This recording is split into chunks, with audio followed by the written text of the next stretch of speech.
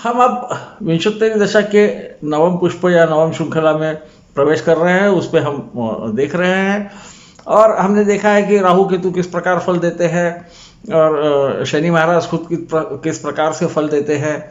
इसके बारे में हमने देखा कि कई बार वो यदि किसी मारक यश के साथ रहे, पाप ग्रह के साथ रहे, शनि की बात कर रहा हूँ, तो वो मारक के फल, ये सब मारकों को पीछे करके अपने दशा में मारक फल देते हैं।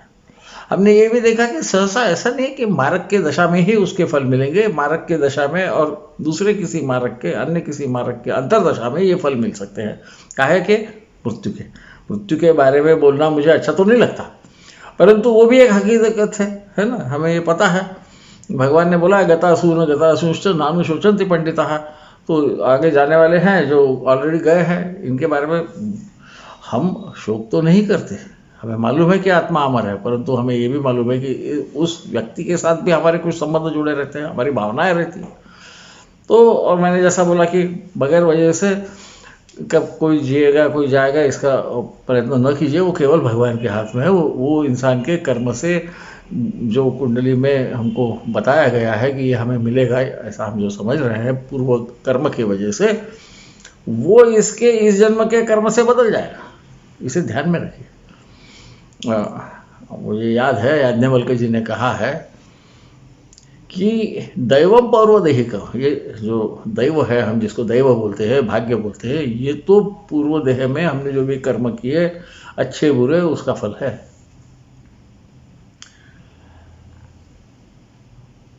पर कर्म सिद्धिर व्यवस्थिता, इसकी सिद्धि कैसी होगी? ये जो दैव हमें मिला है पूर्व जन्म के पाप पुण्य की वजह से, ये आपके कर्म से मिलेगा, इसे मत भूलिए। इसलिए दैवदत्त आयु कुछ भी होगी तो वो बढ़ भी सकती है, घट भी सकती है, इसे हम समझ लें तो अच्छा होगा। जैसा जन्म हमारे हाथ में नहीं है, वैसा मृत्यु भी हमारे हाथ में नहीं, वो परमेश्वर के हाथ में है। तो चलो हम आगे बढ़ते हैं कि शुभ ग्रह हर वक्त शुभ फल देते हैं, ऐसा मान लेते हैं। यहाँ हम नैसर्गिक शुभ ग्रहों की बात कर रहे हैं। इस बारे में क्या कहा है? हमारी काफ़ी जो गलत फहमियाँ हैं ना, ये हम जब विंशोत्तरी दशा ढंग से देखना चालू करते हैं तो हमें ख्याल में आ जाती है। कहाँ ऐसा जाता है, न दशंती शुभम नृणाम सौम्याः केंद्राधिपा यदि, यानी जातक को, नृण इंसान, तो नर बोला है, पर नर का मतलब नारी भी होती है, सभी होते हैं, सब जितने भी चर जीव है वो भी उसी में आएंगे, क्योंकि वो भी जन्म लेते हैं, तो वो भी जातक है। तो यदि इस जातक को सौम्य ग्रह यानी नैसर्गिक शुभ ग्रह यदि केंद्र के अधिपति भी बन गए, तो ये शुभ परिणाम अपने दशा में नहीं देते। इस तत्व को समझ लीजिए, क्योंकि यहाँ बहुत बार गड़बड़ हो जाती है कि शुभ ग्रह है तो हो ही जाएगा, गुरु है तो ऐसा हो।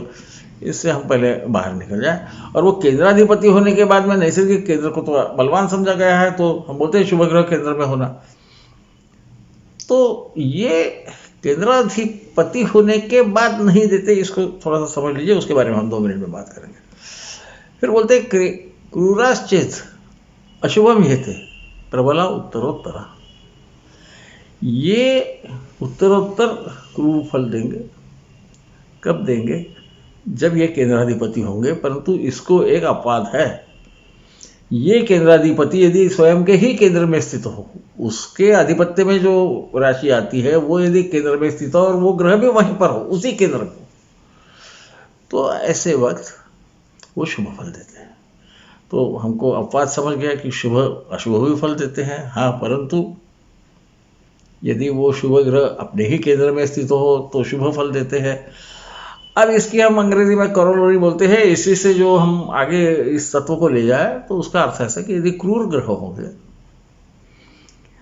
तो वो यदि केंद्राधिपति हो तो वो अपने दशा में अच्छे फल देते हैं। कब? यदि वो उस केंद्र में स्थित ना हो। इसे समझ लीजिए। इसका मतलब क्या वो सदैव क्रूर फल देंगे? नहीं, वो वहाँ पे शक्ति आने की वजह से कुछ न कुछ अच्छे फल देंगे। ऐसा भी हमने कहा है, पंच महापुरुष योगों में कहा जाता है कि मंगल यदि स्वस्थान में या उच्च का केंद्र में स्थित हो तो रुचक महापुरुष योग होता है। परंतु उसके साथ वो कुछ उस केंद्र में स्थित होने के जो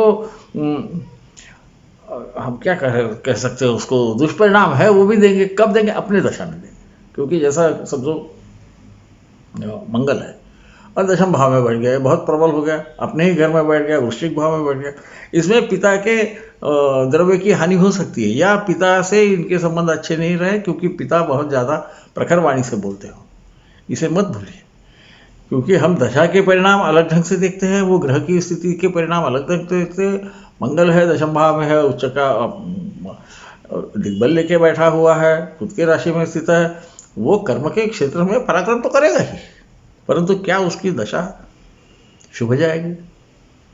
क्योंकि हमने पहले बोला है कि भाई क्रूर ग्रह केंद्राधिपति नहीं, पर वो अपने ही घर में बैठे, तो ये जो दो ऋणात्मक जब इकट्ठा आ जाते हैं तो वो धनात्मक हो जाते हैं। एक गणित का सिद्धांत है, आप लोगों को पता है। अब इसके आगे हम जाते हैं, ये और भी कुछ बताया कि ये अपवाद के अपवाद तो चल ही रहे हैं, तो वो बोलते हैं कि समझो शुभ ग्रह है और उसी की खुद की अंतर्दशा आ गई, उसकी दशा है, उसी की अंतर्दशा, फिर क्या होता है?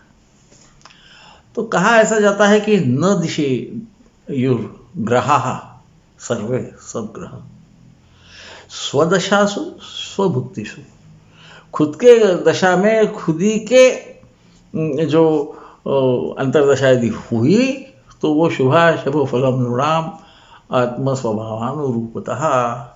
ये क्या करते हैं कि यदि वो शुभ फल देने वाले होंगे तो अशुभ देते हैं, अशुभ फल होंगे तो शुभ फल देते हैं। यदि उनकी ही दशा महादशा में उनकी ही अंतर्दशा शुरू है तो उस वक्त उसको मैं अंग्रेजी में लॉ ऑफ कॉन्ट्ररी बोलता हूँ। आप विरुद्ध तत्व ऐसा समझ सकते हैं उसको, कि विरुद्ध तत्व का एक प्रमाण है, ऐसा समझ सकते हैं कि यहाँ पे विरुद्ध हो जाता है। यदि वो तात्कालिक शुभ ग्रह है तो अपने दशा में वो शुभ फल नहीं देगा।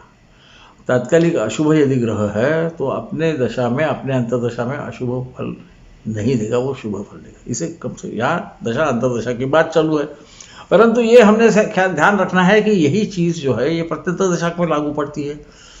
अब क्या होगा, वो पलट जाएंगे फिर से, तो शुभ ग्रह फिर से शुभ परिणाम देगा। प्रत्यंत दशा के बाद में सूक्ष्म दशा भी उसी की होगी तो फिर अशुभ फल देगा। ऐसा करते हुए हम देह दशा तक पहुँच जाते हैं। इसे ध्यान में रखिए। इसलिए कई बार ग्रह आते साथ उसके परिणाम हमको उसकी दशा में जो मिलते हैं, क्योंकि उस वक्त उसी के दशा में, उसी की अंतर्दशा, उसी की प्रत्यंत दशा, उसी की सूक्ष्म दशा, उसी की प्राण दशा, उसी की देह दशा रहती है। इसे भी न भूलिए, ये महत्व का तत्व है। इसलिए खुद के ही दशा में, खुद की ही अंतर्दशा में जो फल आप उससे मिल सकते हैं ऐसा समझ रहे हैं, उसके तात्कालिक शुभाशुभत्व की वजह से वो नहीं मिलेंगे। न दिएशु, ऐसा नहीं देंगे, ग्रह नहीं देंगे वो। तो इसे हम ध्यान रखेंगे। और एक तक, क्योंकि अभी मेरे ख्याल से या तो ये संभाषण या अगले संभाषण में मैं इसे समाप्त करना चाहूँगा, हो सके तो। ऐसा मैंने लघु पाराशर पे टीका भी लिखी है, पर ये हम वंशोत्तरी दशा के विशेष क्या होते हैं, कहाँ हम गलतफहमी करके कुछ अलग ही अर्थ उसका निकालने की कोशिश करते हैं कि भाई क्रूर ग्रह है तो इस वक्त कुछ भी शुभ नहीं होगा, ऐसा कुछ नहीं होगा।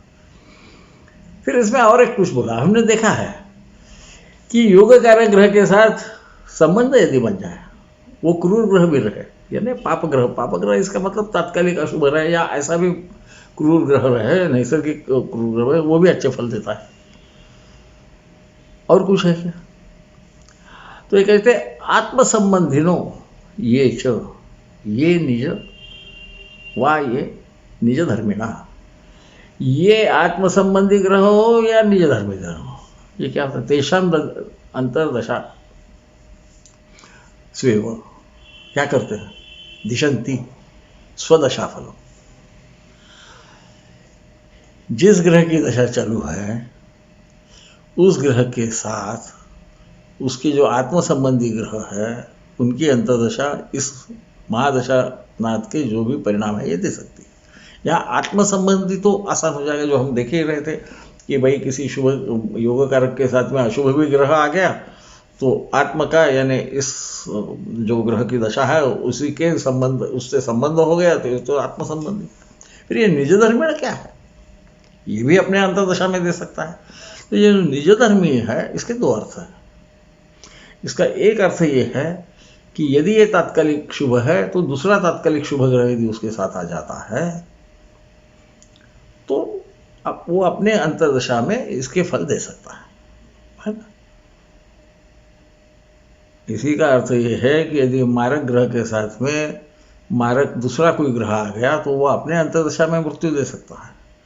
मैं मृत्यु की बात नहीं करता, परंतु इस तत्व को ज़्यादा समझाने के लिए बोल रहा हूँ। अब यहाँ विद्वानों में दो मतभेद है। किसी का कहना ऐसा है कि निज धर्मिण का अर्थ ऐसा कि ये ग्रह यदि शुभ ग्रहों का, यानी ये यदि तात्कालिक शुभ है तो दूसरा तात्कालिक शुभ जो है वो देगा अपने दशा में इसके परिणाम, या ये तात्कालिक अशुभ है तो दूसरा तात्कालिक अपने दशा में अशुभ फल देगा। ये गलत नहीं है, ये सही है। परंतु निज धर्म का अर्थ ये भी हो सकता है कि एक मारक है उसके साथ दूसरा मारक आ गया तो ये निज धर्म हो गया, इन दोनों का धर्म एक ही हो गया, मारक है ना, यही इनका धर्म। या त्रिकोणाधिपति एक है उसके साथ दूसरा त्रिकोणाधिपति आ गया तो इस त्रिकोणाधिपति के महादशा में जो शुभ परिणाम होना है वो वहाँ मिलने की जगह ये दूसरे त्रिकोणाधिपति के अंतर्दशा में मिलेंगे। केंद्राधिपति के परिणाम, केंद्राधिपति दोष है तो दूसरा केंद्राधिपति दोष वाला भी उसी के समान परिणाम अपने अंतर्दशा में देगा। ये भी इसका अर्थ हो सकता है, इसे न भूलिए। मेरा मत ऐसा है कि दोनों भी अर्थ सही है। तो क्योंकि निज धर्म की व्याख्या करना बड़ा मुश्किल है, परंतु इस प्रकार से करते हैं। आत्म संबंधी का तो हमने पहले बात देख ली है, उसी को फिर से शायद पाराशर जी ने दोहरा दिया है। अब इसके और आगे जाते हैं कि और कुछ है क्या। इतरेषां दशामार्थम विरुद्ध फलदायिनी, यदि कोई ग्रह दशानाथ से विरुद्ध फल देता है, उसके अंतर्दशा आ गई। अब यहाँ इनका कोई जोड़ वोड़ तो है नहीं, पर अंतर्दशा आ गई है और वो विरुद्ध फल देने वाला, दशानाथ अच्छे फल दे रहा है, ये क्रूर फल देने के लिए उद्युक्त है, या उल्टा है कि दशानाथ तो बता रहा है कि हमको शुभ फल नहीं प्राप्त होंगे और अंतर्दशानाथ बोल रहा है कि अच्छे फल। तब क्या हुआ, तत्त फलानुसार है, वो अपने अपने फल के हिसाब से फलान्यो है। अभी सूर्य भी विद्वानों ने कहा है वो ऐसे अपने अपने जो भी स्वभाव है उसके फल देंगे। कब देंगे, ये अंतर्दशा की बात चालू है। इसका अर्थ महादशा से भी अंतर्दशा का प्रभाव ज़्यादा होता है, आपको जो परिणाम मिलने वाले हैं। इसीलिए और जब अंतर्दशा बोल दी तो उसका मतलब वही तत्व जो है वो प्रत्यंतर दशा को भी लागू पड़ेगा, सूक्ष्म दशा को भी लागू पड़ेगा, है ना, प्राण दशा को भी लागू पड़ेगा, देह दशा को भी लागू पड़ेगा। और देह दशा को भी और आप छोटा करना चाहे तो मैं मजाक से कभी कभी बोलता हूँ चंद्रशेखर दशा है, कुछ नहीं है वो, आपको मालूम है। महादशानाथ, अंतर्दशानाथ, इनका गुणाकार करके 120 से वो जो भी आता है वो आता है, चलो ठीक है, तो वो कोई बड़ी बात नहीं कि उसके भी आप छोटे छोटे और टुकड़े कर सकते हैं, पर उसकी ज़रूरत नहीं पड़ती। क्योंकि हमारे पास में गोचर नाम की एक चीज़ है जो मैं बार बार बोलता हूँ कि गोचर भी उसके साथ देखा जाए तो हम सही नतीजे पर पहुँचेंगे, वरना हम गलत नतीजे पे जाएंगे। और मैंने कई बार देखा है कि शुभ ग्रह की दशा थी, अरे महादशा लंबी रहती है बाबा, कम से कम 6 साल की रहेगी। 6 साल तक एक ही चीज़ होती है कि अच्छी या बुरी, जो भी कभी नहीं होती, है ना। क्योंकि इस 6 सालों में 6 जगह गुरु जाते हैं और करीबन 3 जगह शनि महाराज भी चले जाते हैं, तो वो भी अपना परिणाम करते हैं। तो गोचर के ग्रहों का भी परिणाम होता है। अब जैसा मैं जब भी बोल रहा था कि भाई शुभ के साथ में शुभ आ गया तो और शुभ हो जाएगा, और क्या होगा, तो उसी को अलग ढंग से समझाया गया। केंद्र त्रिकोणाधिपति योर एकत्व योग कारक, केंद्र और कोणाधिपति इकट्ठा आ गए तो वो योग कारक बन जाते हैं, और क्या है। तो ऐसा बोलते हैं कि अन्य त्रिकोणाधिपति यदि इसके साथ हो गया तो क्या होगा, तो बोलते कि इनका संबंध आ गया तो किम परम, इससे और अच्छा क्या हो सकता है कि एक केंद्राधिपति है उसके साथ त्रिकोणाधिपति, उसके साथ और एक त्रिकोणाधिपति बैठ गया। तो नैसर्गिक है कि ये शुभत्व की जो स्थिति है उसको और बढ़ा कर देंगे, ज़्यादा अच्छे फल देंगे, योग कारक से भी ज़्यादा शक्तिशाली फल दे सकते हैं।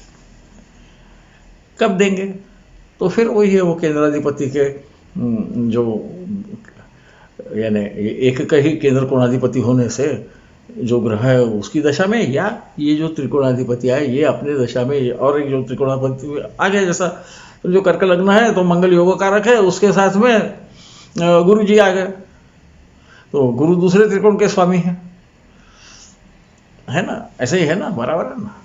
तो फिर क्या होगा, तो गुरु अपने महादशा, अपने अंतर्दशा में या दशा में और अच्छे फल दे सकते हैं। इस प्रकार से इशारा यहाँ किया गया है, इसे हम समझ लें। क्योंकि दो त्रिकोणाधिपति आ गए, एक केंद्राधिपति आ गया, ऐसा समझ ले। हालांकि केंद्राधिपति त्रिकोणाधिपति एक ही है, या दो भी अलग रहे तो भी वही फल आएंगे। यदि अलग अलग भी दो केंद्र कोणाधिपति इकट्ठा आ गए, योग कर लिए, और उनके साथ और कोणाधिपति आ गया, इसे समझने की इसलिए जरूरत है कि सहसा संस्कृत ग्रंथों में एक ही चीज़ को बार बार नहीं बोला जाता था। वो बोलने के बाद में वो समझ लेते हमने तत्व दे दिया, अब ये जहाँ जहाँ आएगा उसको आप अपने विवेक से इसका प्रयोग करें, और आप समझ लें क्या बोल रहे हैं। फिर क्या होता है, ये सब तो ठीक है, अपने दशा में त्रिकोणेश वगैरह शुभ है, यानी अपने दशा में त्रिकोणेश की दशा में केंद्राधिपति की दशा शुभ हो जाती है वगैरह वगैरह, ठीक है, वो देते हैं। बोलते स्वदशायाम त्रिकोणेश भुक्तो केंद्रपति शुभ, कि त्रिकोणाधिपति के दशा में केंद्राधिपति की दशा अच्छी जाएगी, ये सही है। हर वक्त जाएगी क्या, तो वैसा भी हो गया तो भी यदि उनके साथ पाप का संबंध आ गया, बोलते निषेध सोपी देता तो है, परंतु ये परंतु क्या है, तथा नोचेत, क्या संबंध है, पापकृत पाप ग्रह का संबंध आ गया तो वो उतनी शुभ नहीं रहेगी। यहाँ पाप ग्रह का अर्थ फिर से नैसर्गिक पाप ग्रह या तात्कालिक पाप ग्रह लेना चाहिए। मुझे लगता है कि नैसर्गिक पाप ग्रह की तरफ ये ज़्यादा इशारा कर रहा है। यदि वो केंद्र कोणाधिपति ना हो तो इसे समझ लीजिए, क्योंकि यहाँ पे गड़बड़ कभी कभी हो जाती है, या त्रिकोण का अधिपति ना हो तो। अब इतना हो गया, अब क्या रहा, तो हमारे पास एक खास चीज है कि शनि और शुक्र ये बड़े मजेदार मित्र हैं, ये अपने एक दूसरे के परम मित्र हैं।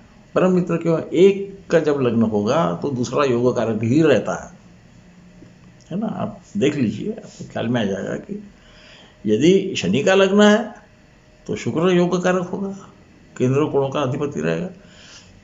शुक्र का यदि लग्न है तो शनि ही केंद्र कोणाधिपति होकर योग कारक बन जाता है। ये अत्यंत नजदीक के मित्र है। अब यहाँ यह संबंध आता है कि ऐसी इनकी दशा यदि होगी तो फिर क्या होता है, ये अंतर्दशा में क्या करते हैं, मित्र तो है, तो ऐसा तो बोलेंगे कि हमने अच्छा फल देना चाहिए, ये सही है, अच्छा फल तो देंगे कि वो आखिर में एक केंद्र का पति और एक केंद्र कोणाधिपति अच्छे दे, किस प्रकार से देंगे, किसका फल देंगे। तो कहा जाता है परस्पर दशायाम स्वभुक्तो सूर्य जो भार्गव, सूर्य जो है ना, सूर्य का पुत्र शनि, और भार्गव है ना भृगु ऋषि के पुत्र जो है हमारे शुक्राचार्य, वो व्यक्तेन विशेषेण प्रदिशेताम शुभाशुभम, ये एक दूसरे के फल अपने भुक्ति में देते हैं। यानी शनि के दशा में यदि शुक्र की भुक्ति होगी तो शनि अपने फल देगा, शुक्र नहीं देगा। शुक्र के दशा में शनि की दिशा भुक्ति होगी तो शुक्र वो भुक्ति में खुद के फल देगा, शनि के नहीं देगा। यहाँ तक ठीक है। क्या इससे और भी कुछ हो सकता है? तो इसमें कालिदास ने ऐसे, जैसा हम देख रहे थे कि वो परस्पर विरुद्ध फल हो जाते हैं, यदि दोनों भी सरीखे रहे, एक ही ग्रह की दशा और अंतर्दशा होगी तो विरुद्ध फल दे सकते हैं। तो फिर यहाँ क्या होता है समझो ये, क्योंकि यहाँ ऐसा नहीं बोला कि ये केवल शनि के या शुक्र के लग्न के लिए, ये सभी के लिए बोला है। अब क्या होता है, तो कालिदास का कहना ऐसा, यदि ये दोनों भी प्रबल होंगे तो ये फल बहुत बुरे देते हैं। इसका कारण ऐसा है कि ये प्रबल शुभ फल देने वाले होंगे तो जैसा कुछ खुद ही की दशा में खुद ही की अंतर्दशा, ऐसा अर्थ हो गया है ना, क्योंकि शनि की अंतर्दशा में शुक्र की जो अंतर्दशा, शनि के महादशा में जो शुक्र की अंतर्दशा आवेगी वहाँ भी शनि के फल मिलने वाले हैं। तो इसका मतलब शनि के बाद शनि है। तो यदि शनि योग कारक होगा तो वो अपने दशा में, अपने अंतर्दशा में अच्छे फल नहीं देता। इसलिए शनि के महादशा में, शुक्र की अंतर्दशा में यदि वो योग कारक होने के बाद में अच्छे फल प्राप्त न हो तो कोई संभ्रम की स्थिति आने की जरूरत नहीं। पर कालिदास ऐसे कहते हैं ये तभी होता है जब दोनों भी शक्तिशाली हो, क्योंकि आखिर में दूसरे के फल तो देते हैं पर शक्तिशाली होके देते हैं या वो दुर्बल होके देते हैं ये तो कहा नहीं है। तो हमको ये समझना ही है कि यदि वो दुर्बल होंगे तो फल भी दुर्बल होंगे। अब ये दुर्बलता कहाँ देखना, तो आपको षड वर्गज बल, सप्त वर्गज बल आदि मालूम है। मैं तो सहसा उसको इससे जोड़ने की कोशिश करता हूँ, हमारे नवमांश से बल की प्राप्ति होती है ऐसा समझकर उस प्रकार से हम यदि देखें तो हमें समझ में आ जाएगा कि ये क्या हो रहा है। क्योंकि ये संभ्रम की स्थिति होती है। मैंने जैसा बोला कि विंशोत्तरी दशा क्या पूरे ज्योतिष में नियम रहते हैं, उसके अपवाद रहते हैं। उस अपवाद का अपवाद होता है, उस अपवाद का भी अपवाद होता है। और यहीं पे जातक को जो फलादेश दे रहा है उस ज्योतिष के विवेक की कसौटी लग जाती है। इसलिए हमें विवेक पूर्ण विचार करना है। कभी कभी बुरा ग्रह और बुरे परिणाम ये भी अच्छे हो सकते हैं, इसे मत भूलिए। समझो आपके शत्रु की बात चालू है और वहाँ षष्ठेश का परिणाम है और वहाँ पे कुछ क्रूर ग्रह भी देख रहा है, तो मैं तो बोलूँगा आप शत्रु पे विजय प्राप्त करोगे, है ना। दूसरा बोलेगा कि भाई कैसा, षष्ठेश की दशा वो तो हर वक्त बुरी है ना। 6, 8, 12 हम त्रिकस्थान बोलते हैं, वो बुरे हैं। आपने भी बोला है त्रिषणा वाले भी बुरे रहते हैं। उसमें फिर क्रूर ग्रह देख रहा है, वो षष्ठेश केवल षष्ठ भाव में कुछ न कुछ हो रहा है इतना ही दर्शाता है। और इसीलिए हमको जो गोचर है उसको देखना पड़ता है। वहाँ पर शनि यदि देख रहा है तो वो तो दुश्मन को खत्म करेगा। अच्छा, उसी वक्त गुरु समझो आपको आह्लाद देने वाला है, आपके लग्न पे देख रहा है, पंचम भाव पे, नवम भाव पे, चतुर्थ भाव पे, तो आपको आनंद हो रहा है जो भी हो रहा है उससे, है ना। तो इस प्रकार से इसका हम यदि समझने की कोशिश करें तो हम वो जो एक चक्रव्यूह है एक प्रकार का, उसमें से बाहर पड़ेंगे कि भाई शुभ यानी शुभ ही देंगे, अशुभ यानी अशुभ ही देंगे। ऐसे इसमें अपवाद के अपवाद तो आप जैसा धीरे धीरे समझते जाओगे उसका प्रयोग कीजिए जो आपके पास राशि चक्र आते हैं। और बोला गया है कि मतभेदे मुनिर्ना तू ज्योतिष वैद्य के तथा, है ना, यदा सत्फलम घटेत, ऐसा बोला है। उसको विदाग्राह्यम तदैव है, जिसके अच्छे फल मिलते हैं विद्वान लोग उसी को ग्राह्य करते हैं। मैं ये ज़्यादा श्लोक हो गए हैं इस संभाषण में, तो मैं कोशिश करूँगा कि ये जो हमारा YouTube चैनल पे हम आएंगे, अब ये हरा है ये भी हरा है, तो मैं इसका बैकग्राउंड तो बदलते बैठता नहीं हूँ, नहीं तो मैं भी गायब हो जाऊँगा या मेरे कपड़े गायब है। वो एक है सिस्टम, उसमें इसको गायब करके दूसरा डाल सकते हो। वो मैं कभी कभी प्रयत्न करता हूँ, तो वो अब नौसखिया का प्रयत्न है, कभी बराबर गड़बड़ भी हो गई तो आप माफ़ कर दोगे। परंतु ये दोनों हरा है तो मुझे ऐसा लगता है मैं यदि इसको गायब करूँगा मेरा ये भी रंग चला जाएगा, ठीक है ना। तो इसलिए नहीं करूँगा, इसी प्रकार से रहने दूँगा। ऐसा भी शनि शुक्र की बात चल रही है, उनका और एक मित्र है जो बुध है, उसी का रंग है ऐसा समझ लीजिए आप। और अगले संभाषण में शायद मैं बाकी जो थोड़ी बहुत चीज़ें रही होंगी वो बोल के उसे विराम देना चाहूँगा। देखता हूँ होता है या नहीं, क्योंकि 20 मिनट के ऊपर बोलता नहीं, बोलते बोलते 23 मिनट बोल गया। तो देखें हम क्या करते हैं दशम संभाषण में, क्योंकि कुछ चीज़ें और थोड़ी बहुत रह गई है, मैं उसको उसमें लाने की कोशिश करूँगा। आपका जो भी मत है वो मुझे ज़रूर बताइए। कभी कभी मैं बहुत जल्दी बोलता हूँ, तो उसके लिए आप मुझे माफ़ कर दीजिए। अब इस उम्र में तो मैं बदल नहीं सकता, तो और कभी मैं बताने के जब वो उसको क्या बोलते हैं लय में जब आ जाता हूँ तो मैं भूल जाता हूँ कि मैं बहुत ज़्यादा जल्दी बोल रहा हूँ। ये मंगल द्वितीय भाव पे देखे उसका प्रभाव रहता है, उसको जल्दबाजी रहती है, तो ऐसा समझ के मैं उसको ग्रहों पे टाल तो नहीं सकता, पर टालने की कभी कभी कोशिश करता हूँ। हर आदमी खुद को जस्टिफाई करने की कोशिश, अपने को सही प्रूव करने की, मैं भी ऐसा थोड़ा बहुत कभी कभी कर लेता हूँ। और ये तो मैं संभाषण समझता हूँ ना, इसे मैं भाषण समझता है। तो मित्र हो, अब मुझे आज्ञा दीजिए। शुभ रजनी।